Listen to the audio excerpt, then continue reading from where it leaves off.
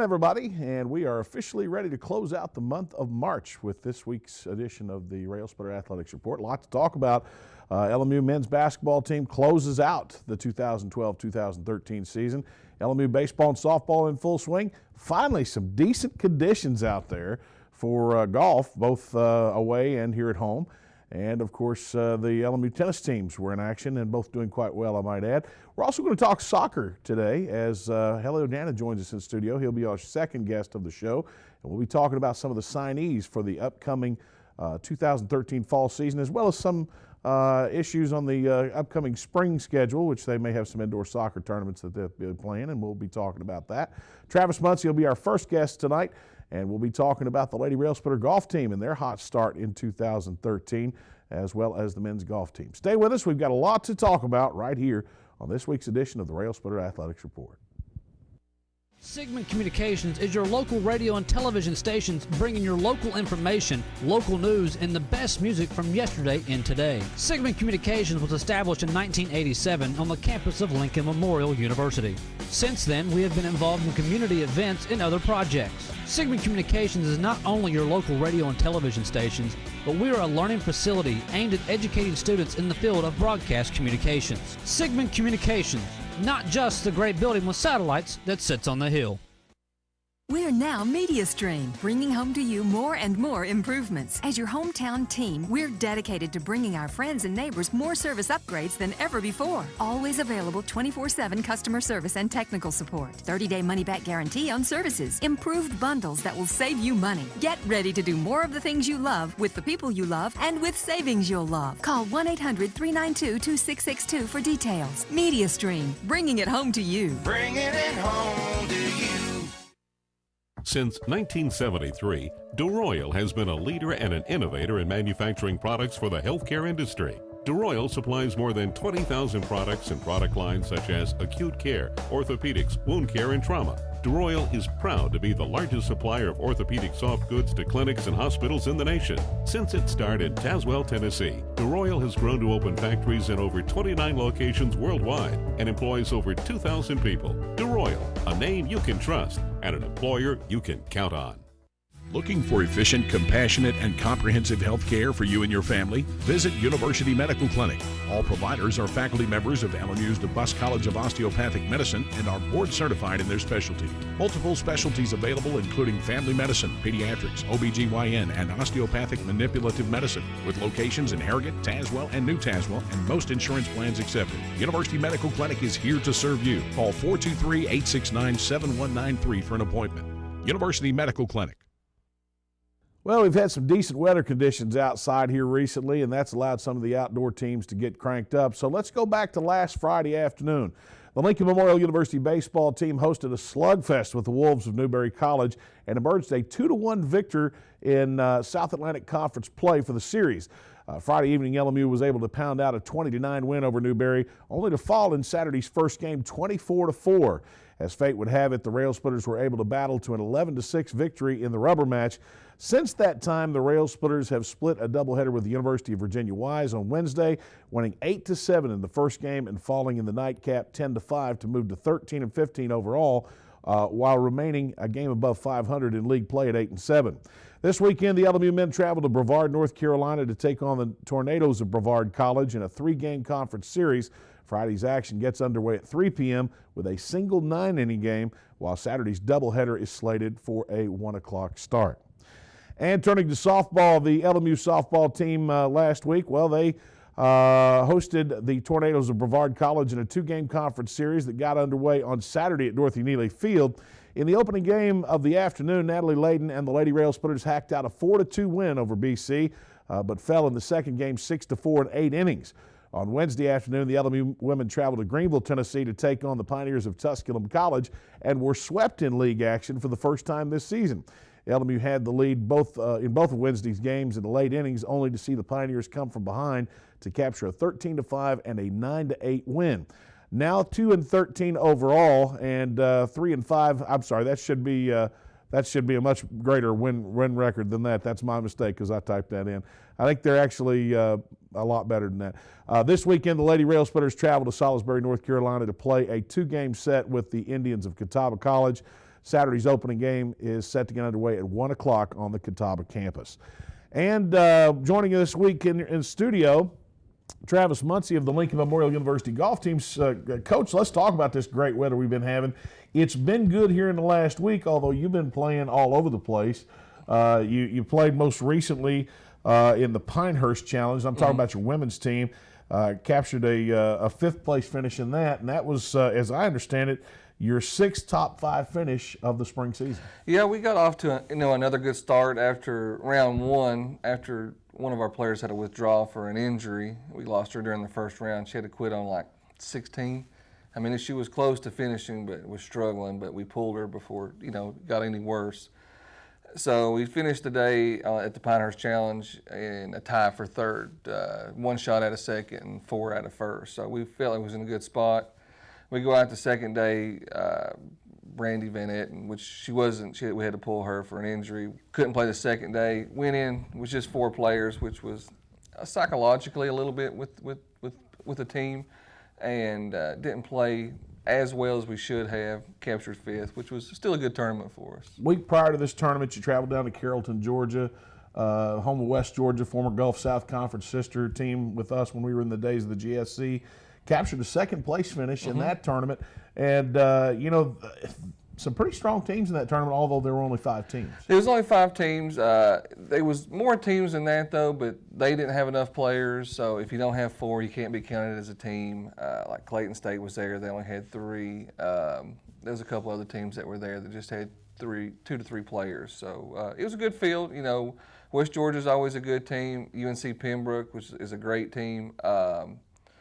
Montevallo was there, and there was some really good teams. It was a good second place finish there. I've always heard from other coaches in regard to other sports that there's a couple of keys to a successful season, and that's recruiting and scheduling. Now that keeping that in mind, I'm sure that's probably a large key into why the Lady Railsplitters are off to a great start in 2013. But let's look at the facility we've got here on campus. Now we've asked you about this in the past, in the first couple of years of its existence. Is it paying off in dividends now, having that driving range and facility on campus? It sure is. We get off to a better start, as you can see, with both men's and women's this season. We're off to better starts than we have been in the spring. Usually we're off to a little slower start, but with the facilities, it's helped us get off to a much better start, and getting to play and do much better in these first tournaments of the season. The driving range, the chipping greens, the putting greens, those are what people see when they come on campus on that entrance.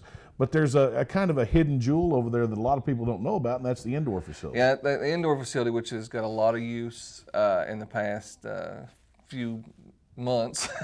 Without a doubt. Has 2 indoor putting greens, and it's got 2 bay doors with heaters that open up to hit balls inside out on. So makes it really nice to hit them on days like today. We're not a Division I program yet. We've got these facilities, so that's got to create a lot of work for you and Matt Ringley, your assistant.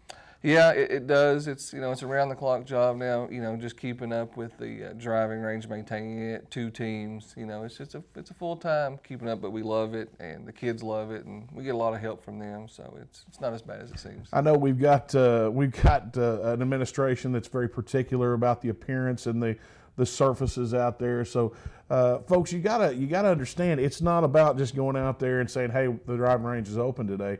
I mean, this facility's got to be cut. The balls have got to be picked up. The greens have got to be cut. They've got to be fertilized. They've got to be watered. Now, I know we've got water systems in there and so forth, but this is all work that falls back on the coaching staff. So, you're not only a coach, you're not only a recruiter, you're not only a friend and a mentor to these kids. You got to go out there and knock this stuff out. Groundskeeper, yeah. Travis, you got a big schedule still ahead of you. Now, the weather has kind of hampered play here locally, so getting on the local courses on certain days has not really been an option with the rain and the snow and the cold conditions. But fortunately, you travel throughout the Southeast with the teams, and so you've been able to go to Florida. You've been able to go over to the coast on the Atlantic coast and to some other states.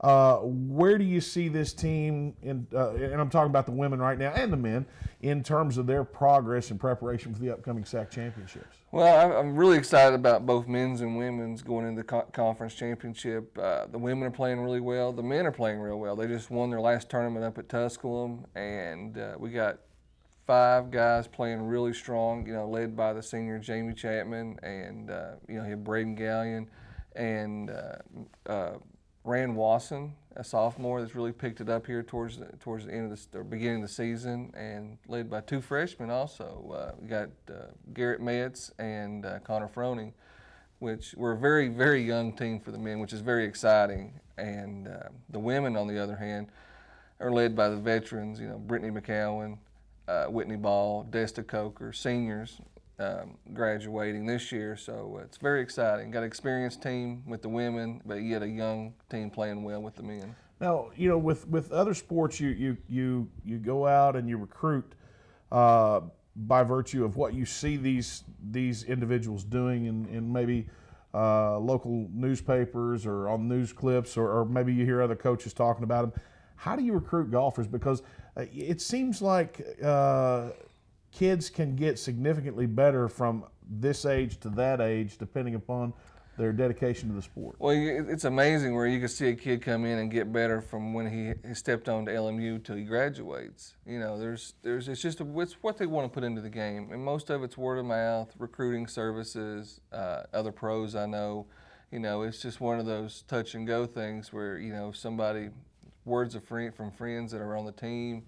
I mean, there's many avenues to recruit from and to get good players from. The conference is so strong in men's golf. I know that Newberry was a front runner there in recent years, and I think the men's category. What do these 2 teams have to do in order to step their game up to the level where they can win this year's championship? Well, I think we're in a spot where we can do it. We're playing good enough golf to do that. With the men's side, we'll start there. It's so competitive. You got Wingate, you have us, you have Carson Newman, and Newberry. You have 4 teams that could win the conference very easily. We've beat them all. We're ranked above all of them in golf stats, so we're the #1 team in the conference with men on golf stat currently right now. With women, we're 2nd. We're right behind Newberry. But Newberry, we still have Wingate and Tusculum, both that are really good teams you have to watch out for. But with the women's side, Newberry's about the strongest competition on the women's side. But the men, it's sort of up in the air. Coach, we got less than 30 seconds. Quickly, tell us about a couple of the upcoming outings you've got in the next few weeks. Well, the men are leaving. We have the match play this weekend against Tusculum. It's a men's and women's. It's sort of a fun thing where it's alternate shot, 1 man, 1 woman on a team versus Tusculum, and the men leave for Wingate on Sunday for the tournament over there. Travis, best of luck. We're looking forward to more great results from the LMU men's and women's golf teams. Good luck. Thank you. All right, we're going to take a time out. When we come back, we'll have more here on the Railsplitter Athletics Report. I will help families adopt children from around the world and in our own backyard. I am teaching ethics to the next generation of lawyers. I will make a difference for the underserved of this region. I will be an advocate for my clients. As a prosecutor, I fought for those who couldn't speak for themselves. I'm a lawyer and professor. I will be a lawyer. I will be a lawyer. I will be a lawyer. I guess we'll take Morty. Yes. Pick last. Ouch. A vault will put you back on top. Quenches and kicks. Incoming! Yeah!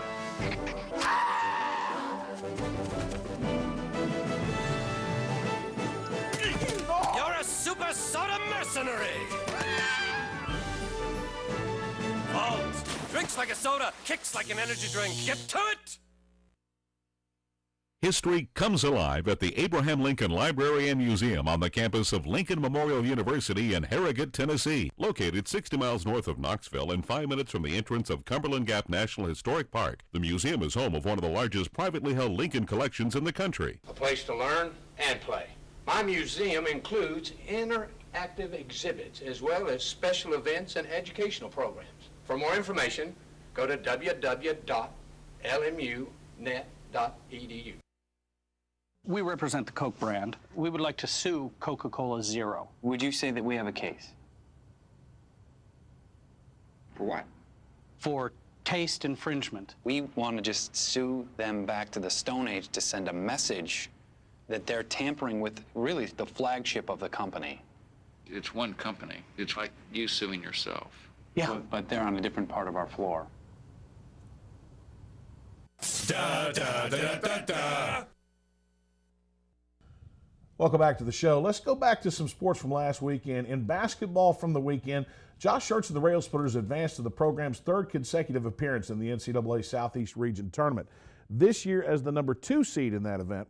On Saturday, the Railsplitters took on number 7 seed UNC Pembroke in the quarterfinals of the regional tournament and came away with an 82-80 win in what may have been the Railsplitters' best performance of the season.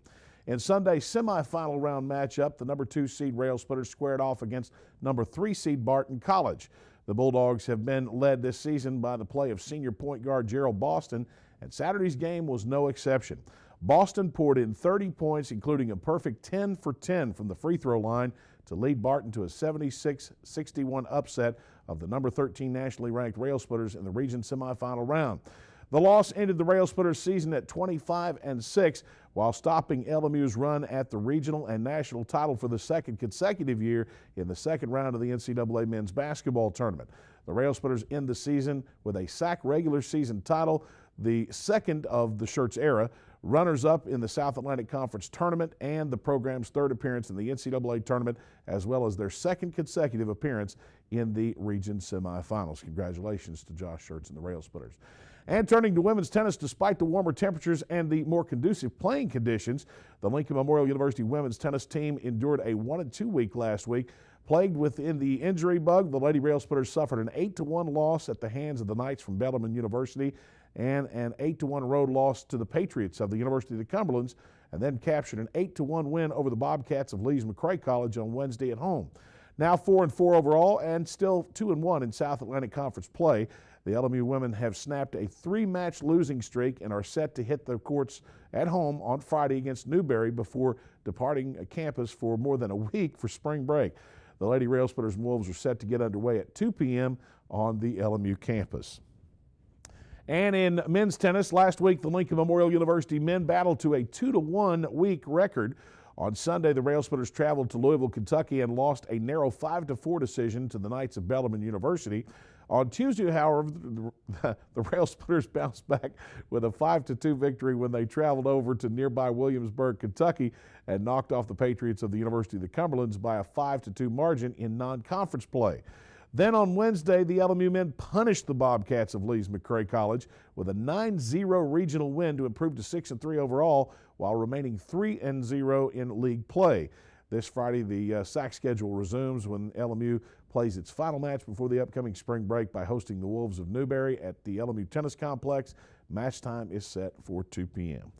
And joining us in studio here for the final portion of this segment will be Heli Odana, head coach of the Lincoln Memorial University men's and women's soccer teams. Coach, it's been a while. Yeah, glad to be back and looking forward to the fall. Well, I'm sure you're probably looking forward to some of this warmer weather too. I mean, it's kind of kept you guys inside a lot here in the winter portion of the schedule. And that's kind of be expected, but you do get out on the fields quite a bit in the springtime. And we're already on the third week of competition, and the first week was 20-degree weather and flurries and everything else, but we battled through, and the men are undefeated by now, and the women lost only one game, and we played several, so we're looking forward to what's to come. Well, we're going to talk a little bit about the spring schedule. I want to go first to the upcoming signing classes for the 2013 fall season, which have already taken place.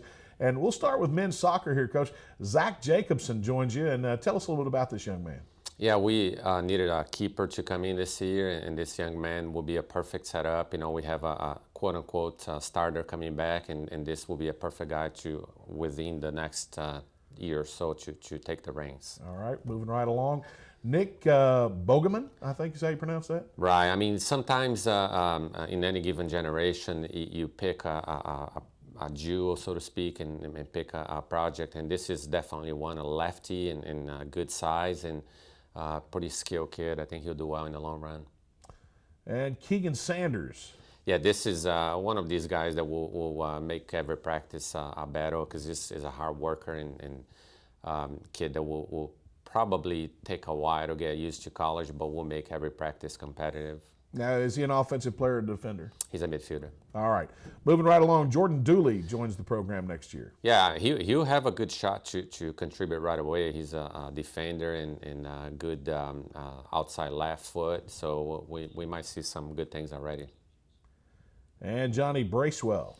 This is a small kid, very quick, strong for his size. He's a winger and could break through immediately, but definitely for the future. Moving right along, Harry Solomons. Now, this is a special player, a kid from England who will be either a left fullback or a left winger, played in the national level in England, and this guy is going to do some damage. And George Byrne. This is a beast. This is a center, a target forward, kind of a post-up player. We'll definitely mix in with Mario and the other forwards that we have, and I expect him to be a force in the league. Finally, Bryson Lynn.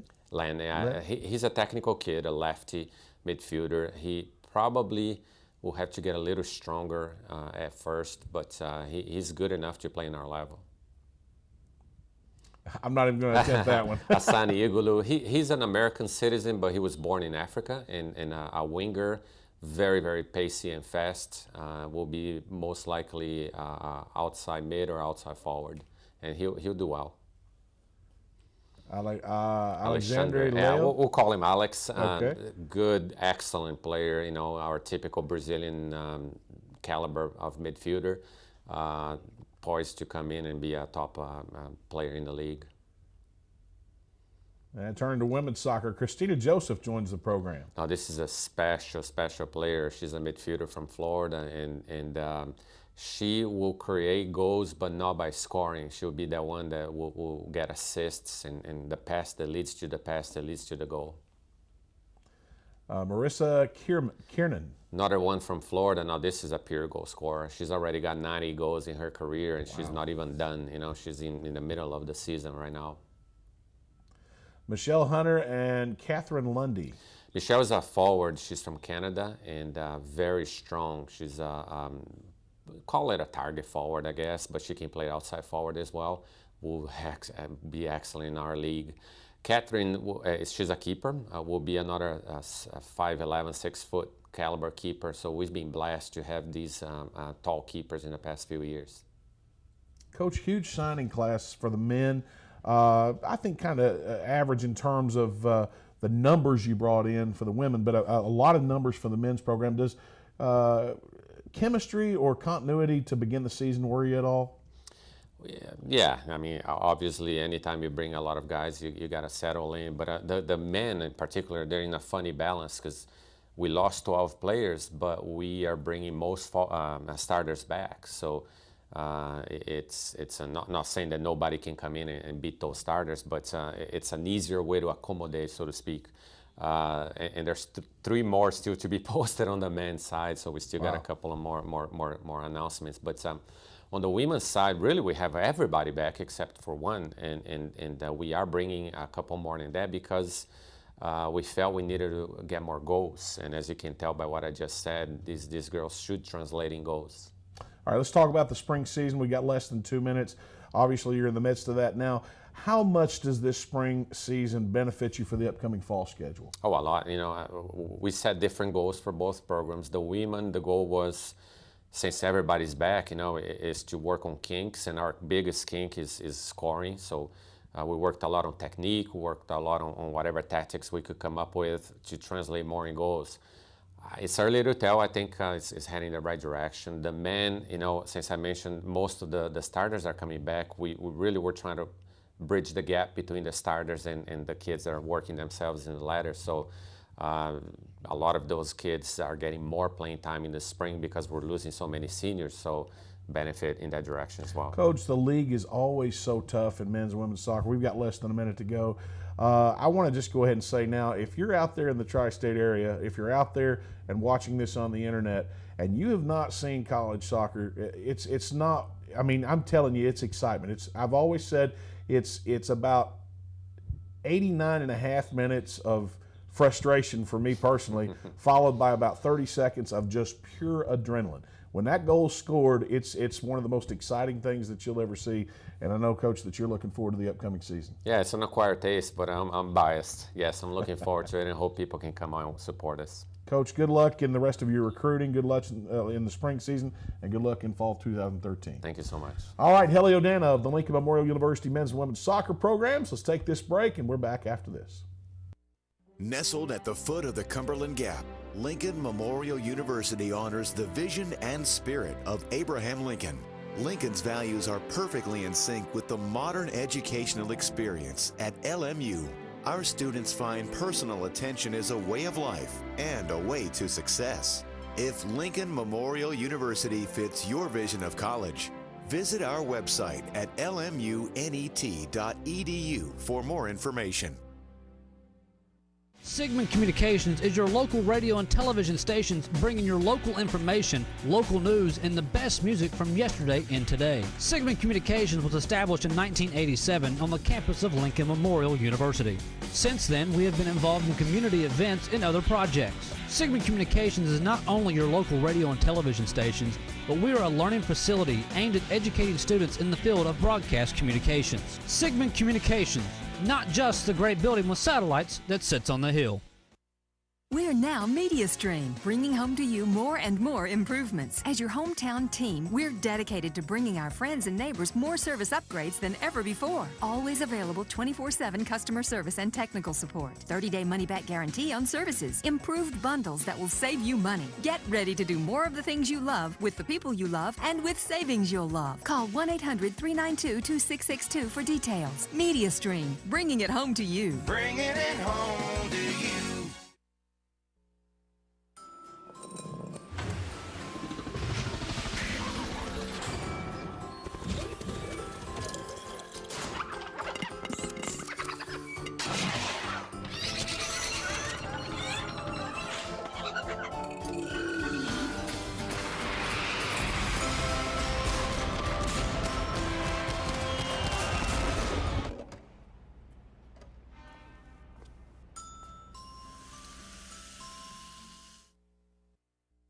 All right, again, for those of you who follow the LMU athletics, Lady Railsplitter softball team on the road this weekend. They're going to travel to Catawba College, take on Salisbury. Wait a minute. They're going to travel to Salisbury, North Carolina, take on Catawba College. LMU baseball team will take on Brevard this weekend, 3-game set. That's going to be an interesting matchup. Tennis teams playing Newberry on Friday, and last South Atlantic Conference match before they go on spring break. They do not play during spring break. Those two teams hit the road, scattered to the 4 winds. Most of them head to Florida or South Carolina or something of that nature, and I have to say that I'd probably be there with them if that was the option. But, folks, LMU athletics in full swing. We've only got a little more than a month to go before the 2012-13 athletic season is over. So get out there, show support for both the LMU men and women's athletic teams, and we've still got a lot of home outings. If you'd like more information, pull up the LMU Athletics website, www.lmurailsplitters.com. All the schedules of all the various sports, the 13 NCAA Division II sports, are on that website, and you can access those schedules and find out when the next Railsplitter or Lady Railsplitter athletic event is. That's about all the time we have for this week. Join us next Thursday and Friday as we'll have a new edition in April of the Railsplitter Athletics Report. Stay with us, and we'll see you next week. Actually,